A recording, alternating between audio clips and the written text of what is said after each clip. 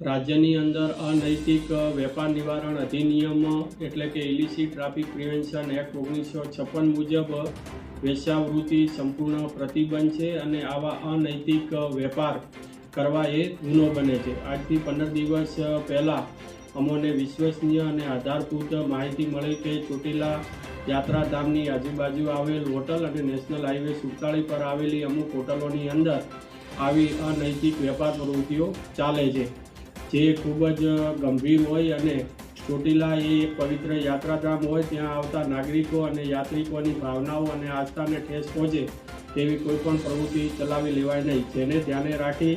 અને ગઈકાલે અમોએ અધિકૃત ટીમો બનાવી તેમજ સાથે સાથે ગ્રાહકોની વ્યવસ્થા કરી અને જુદી જુદી હોટલોની અંદર આ ટીમો અને ગ્રાહકો મોકલેલા, જે અંતર્ગત આ હકીકતોની ખરાઈ કરાવતા સિટી પેલેસ હોટલ ચોટીલા તેમજ બાલાજી હોટલ ચોટીલા બંને હોટલોની અંદરથી આ અનૈતિક વેપાર છે એ વેપાર ચાલુ હોવાનો જે માહિતી હતી તે ખરી સાબિત થઈ છે, જે અંતર્ગત આ બંને હોટલ માલિકો સામે ઇલિસિટ ટ્રાફિક પ્રિવેન્શન એક્ટની કલમ 18 હેઠળની ક્લોઝર નોટિસ ઇસ્યુ કરીને આગળની કાયદેસરની કાર્યવાહી હાથ ધરેલ છે।